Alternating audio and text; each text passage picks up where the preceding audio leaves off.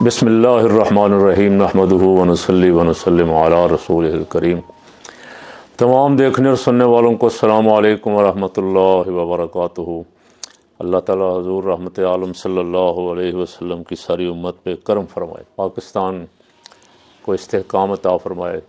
کافی دنوں سے مسئلہ چل رہا تھا اور اڈیالہ کے قیدی سے ملاقات کا مسئلہ چل رہا تھا۔ پوری دنیا میں میڈیا اسے اٹھا رہا تھا اور مختلف افواہیں پھیلا رہا تھا۔ قانونی حق ہے ہر قیدی کا کہ منگل کے روز اس کے گھر والوں کی ملاقات کروائی جائے اسے، اور اس کے وکلاء جو اس سے ملنا چاہتے ہیں جس دن بھی ان کو ضرورت ہو اس دن ان کی بھی ملاقات کروائی جائے۔ تقریباً نومبر کے سٹارٹ سے لے کے اب اینڈ ہو گیا، دسمبر شروع ہو گیا، خان صاحب کی ملاقات نہیں کروائی جا رہی تھی، اور اس کی وجہ سے پچھلی دفعہ بھی وزیر اعلیٰ خیبر پختونخوا سہیل افریدی ساری رات اڈیالہ کے باہر دھرنا دے کے بیٹھے رہے۔ پوری دنیا کے میڈیا نے اسے اٹھایا،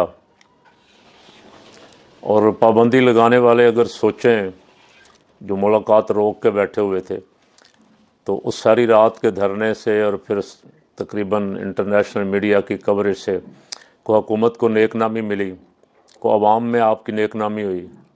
بے شرمی، تکبر اور اختیار کا ناجائز استعمال، وزیر آ کے جب دباؤ بڑھا وزراء پہ، حکومت پہ جب پریشر آیا تو نظر آ جاتا ہے کہ ایک وزیر پریس کانفرنس کر رہا ہے، پھر دوسرا آ رہا ہے، پھر تیسرا آ رہا ہے، پھر چوتھا آ رہا ہے، اور جھوٹ ہی بولی جا رہے ہیں، جھوٹ پہ جھوٹ بولی جا رہے ہیں۔ کوئی سچی بات کرو یار۔ اور سچی بات کیا ہے؟ اچھا، یہ جمہوریت اور ہائیبرڈ نظام جس کو خواجہ آصف نے کہا تھا، وہ ہائیبرڈ نظام، اس نے کہا ہمیں اگر اس کی پہلے سمجھ آ جاتی نا تو 90 سے یہ ہائیبرڈ نظام ہی ہو جاتا، تو ہم یہ حکومت میں بیٹھے رہتے، ہماری حکومت جاتی نہ، ہمارے تعلقات جرنیلوں کے ساتھ، وردی والوں کے ساتھ اسی طرح کے رہتے تو بلے بلے ہو جاتی۔ یہ جتنا حکومت کی ٹوٹ پھوٹ ہوئی ہے یہ نام نہاد جمہوریت کی وجہ سے ہوئی۔ ایک بیان میں انہوں نے فرمایا کہ ہمارا جمہوریت ہمارے ڈی این اے میں ہی نہیں ہے، یعنی ہمیں مارشل لا سوٹ کرتا ہے یا اختیارات کا ناجائز استعمال کرنے والا کوئی ڈکٹیٹر بیٹھا ہو وہ سوٹ کرتا ہے، ہمیں جمہوری قدریں، جمہوری رویے سوٹ ہی نہیں کرتے۔ اس پہ انشاءاللہ کسی اور ویلاگ میں بات کریں گے۔ ملک بحران میں ہے اور وہ خواجہ آصف جرمنی بیٹھا ہوا جا کے، یہ بھی الگ موضوع ہے پورا۔ میں کر رہا تھا کہ ساری رات سہیل افریدی بیٹھا وہاں دھرنا دے کے، اور آج منگل کے لیے انہوں نے مظاہرے کا اعلان کیا تھا، احتجاج کا، اور وہ احتجاج صرف یہ تھا کہ M N A, P T I کے M N As, M P As اور جتنے ٹکٹ ہولڈر تھے وہ آئیں اور اسلام آباد ہائی کورٹ کے باہر احتجاج کریں، پھر اڈیالہ کے باہر بھی احتجاج کریں۔ کال تو اتنی تھی، لیکن 4-5 دن سے حکومت کے ہاتھ پاؤں پھولے ہوئے تھے، اور آج اسلام آباد پھر کسی محاذ جنگ کا منظر پیش کر رہا تھا۔ پولیس ہی پولیس ہر طرف، اور باقی جتنے سیکورٹی کے ادارے ہیں بڑی تعداد میں چاروں طرف۔ جو میں دیکھ رہا تھا اور سن رہا تھا، بتانے والے یہ بتا رہے تھے کہ ہر طرف پولیس ہی پولیس ہے، اور کئی جگہوں پہ ناکے لگے ہوئے ہیں۔ اس کے باوجود بہت بڑی تعداد میں لوگ ہائی کورٹ کے باہر پہنچنے میں بھی کامیاب ہو گئے، اور اڈیالہ کے باہر پہنچنے میں بھی کامیاب ہو گئے۔ تو جو وزیر رات بڑکیں لگا رہے تھے، دھمکیاں دے رہے تھے، جھوٹ بول رہے تھے، ان کو اگر کوئی تھوڑی بہت حیا ہو تو ان کو تو مستعفی ہو جانا چاہیے۔ عوام کی طاقت کے سامنے ایک منسٹر کی کیا پاور ہے؟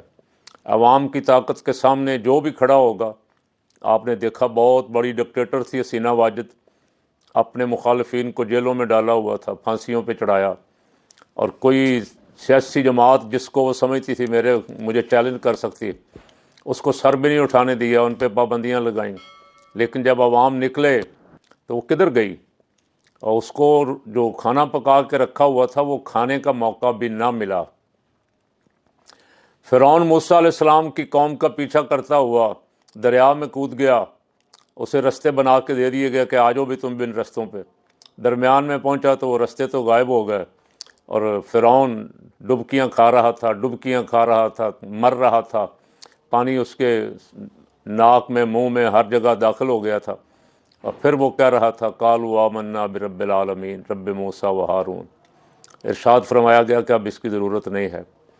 तो बंदा वक्त पे समझ जाए ना, वक्त पे समझ जाए और मामलात को दुरुस्त कर ले, तो अल्लाह रब्बुल आलमीन तौबा कबूल फरमाने वाला है। तौबा हमें तो इजाज़त दी गई कि हम आखिरी सांस आने तक भी तौबा करते रहें, हर वक्त तौबा करते रहें, इसलिए कि पता को नहीं कब वक्त आ जाएगा।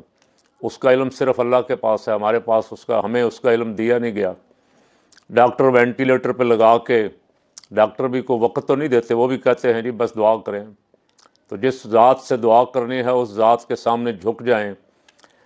एक कानूनी हक़ है कैदी का कि उसकी मुलाकात करवाई जाए, आपने रोकी, उसकी वजह से दुनिया जहान के मीडिया को खुल खेलने का मौका मिला, और ख़ास करके इंडियन मीडिया ने तो बहुत उद्यम मचाया, और सिर्फ आपकी नाअहली की वजह से आज अवाम की राय के सामने या अवाम के एहतजाज के सामने, अवाम ने पहले तो हाई कोर्ट के बाहर एहतजाज किया, फिर अडयाला के बाहर, तो उस एहतजाज के सामने तकब्बर जो था वो सरनगू हो गया, और उसकी एक बहन को अंदर जाने की इजाज़त दे दी गई।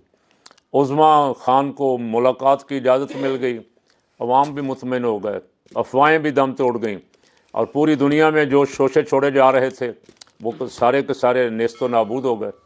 आपका इसमें कोई नुकसान हुआ या फ़ायदा हुआ? आपसे मेरा सवाल उन लोगों से है जो मुलाकातें रोक के बैठे हुए थे, कि मुलाकातें रोकने से आपको कितना फ़ायदा था और मुलाकात की इजाज़त देख के आपको कितना फ़ायदा हुआ। इस पर अगर आप कभी बैठ के ख़ुद ही गौर कर लें तो शायद किसी और कैदी के साथ इस तरह का सलूक करने की नौबत ना आए।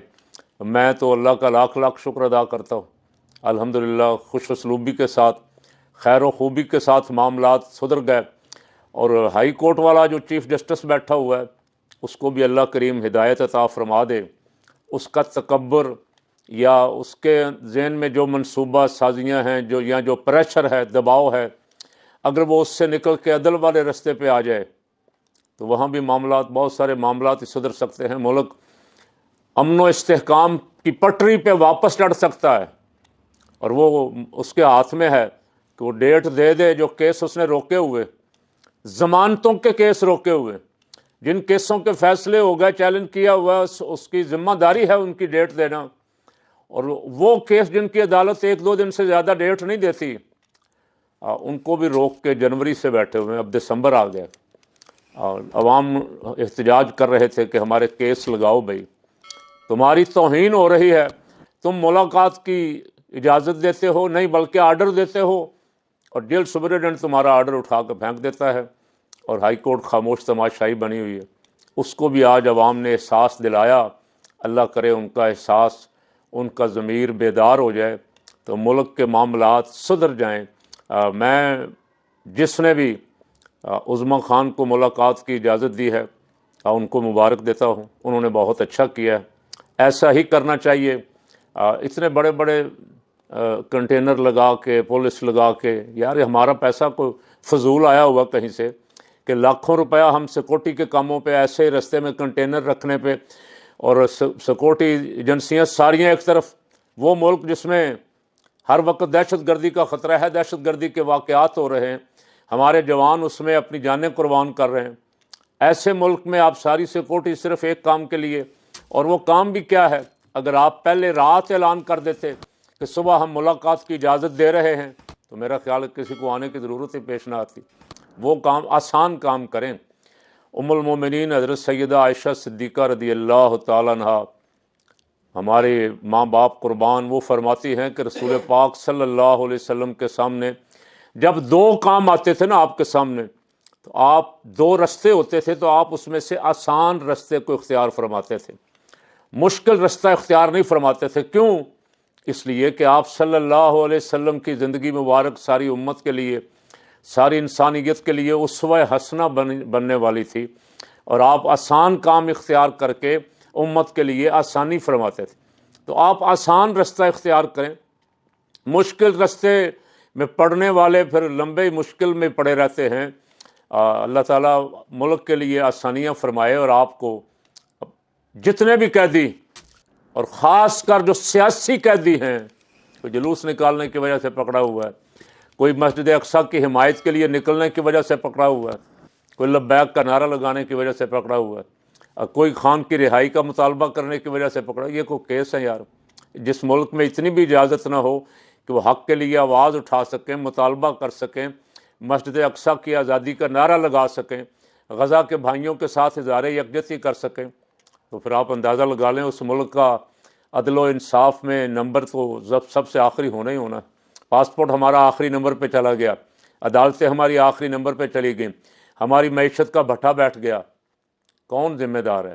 جو ذمہ دار ہیں ان کو سوچنا چاہیے، اگر کسی دن وہ خدا کو حاضر ناظر جان کے، خوف خدا رکھ کے بیٹھ کے سوچ لیں، اپنی ذات کی قربانی دے دیں اپنے ملک کے لیے اور اپنے ملک کا فائدہ اور بھلا سوچ لیں، تو میں سمجھتا ہوں حالات ایک ہفتے کے اندر اندر درست سمت میں آ سکتے ہیں اور پٹری پہ چڑھ سکتے ہیں، سیاسی عدم استحکام ختم ہو سکتا ہے۔